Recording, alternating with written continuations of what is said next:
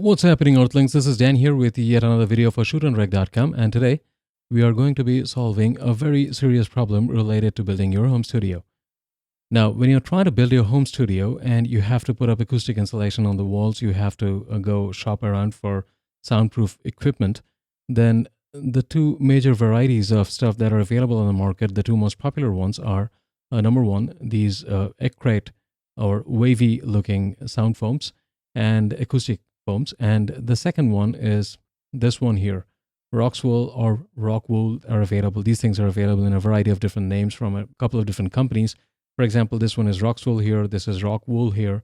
And then there's also fiberglass insulation and cellulose insulation and stuff like that.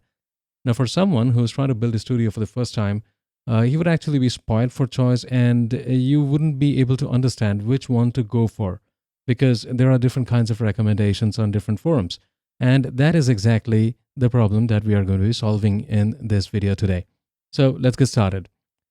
Okay, guys. So you are building a studio. Now you have the option of either aligning your walls, the studio walls, the inside of your studio walls with something like this, or maybe like this. It's a bit more colorful. Or maybe you can take these insulation bats from Rockwool or any other company, and then you can put them in a frame and hang them on the walls. Which would be the best option? Now, usually what people suggest is if you are trying to block frequencies from bouncing around your room, then this is the kind of product that you should go for. The wedge type acoustic foam panels, or these, wavy looking foam panels, this one here. So if you are trying to control room reverbs and echoes, then this is the product to go for. That's the general consensus. And if you're trying to block sound from going out of your studio or from, coming into your studio from outside, then this is the product to go for. This is more of a soundproofing thing, and this is more of an acoustic treatment thing. The reality is you actually need a combination of this one and Roxwool. I'll give you the reason for that. The thing is, these things are supposed to absorb sound frequencies and convert them into heat energy, thereby minimizing the bouncing around of sound inside your room, and that is going to prevent room reverbs and echoes.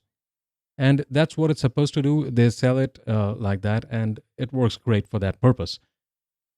And as mentioned earlier, these things are actually made from rocks, volcanic rock. They actually melt the rock and then they make wool out of it, and then they turn that into slabs.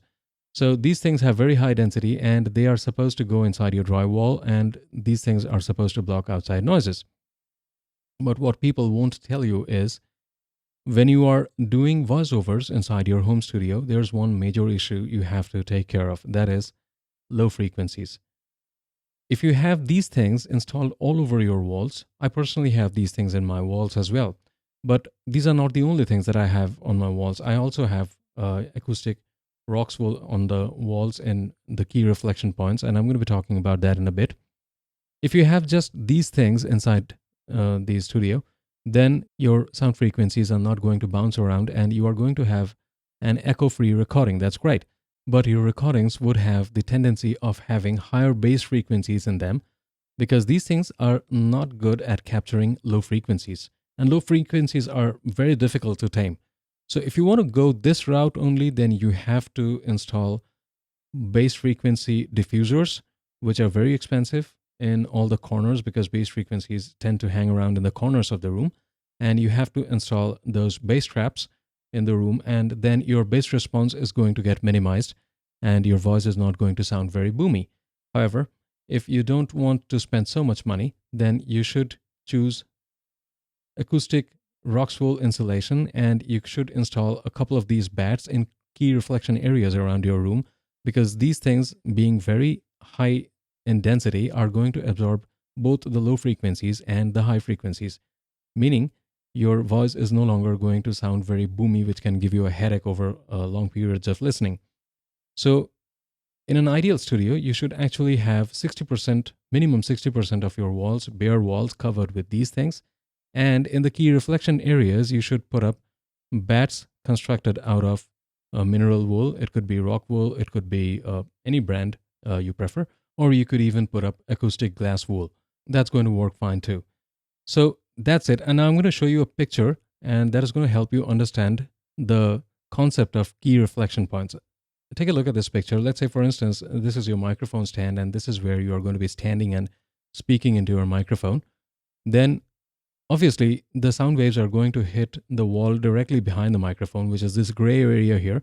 And this is where you need to install rockwool insulation, because you don't want the bass frequencies to be running around, bouncing around the entire room. So this is one area where you need to install rockwool insulation. These white areas, well, you can actually put the acrylic foams in there.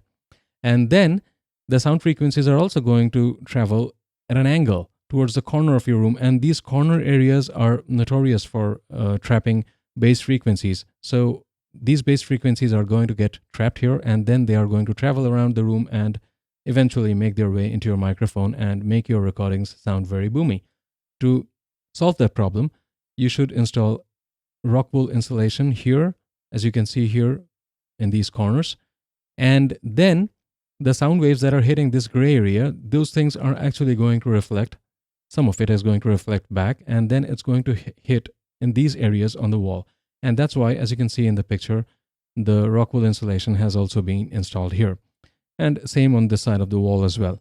So these are your key reflection areas, and these are the places where you should consider installing rockwool insulation or mineral wool or glass wool, whatever, it doesn't really matter.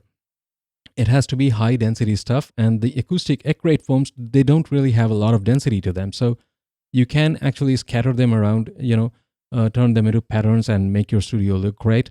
And you can cover up the remaining 60% of the walls.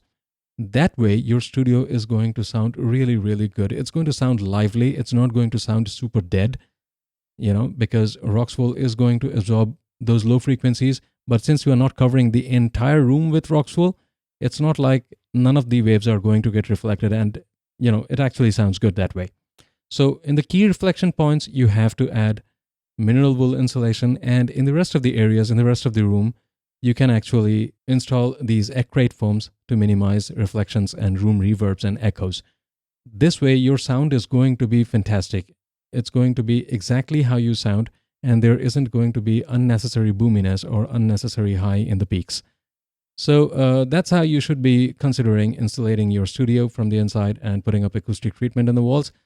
That's it for now. This is Dan here signing off, and I will catch you again in the next one. Please don't forget to subscribe to the channel and let me know in the comments below video ideas that you would like me to create for you. Thank you. I'll see you again in the next one.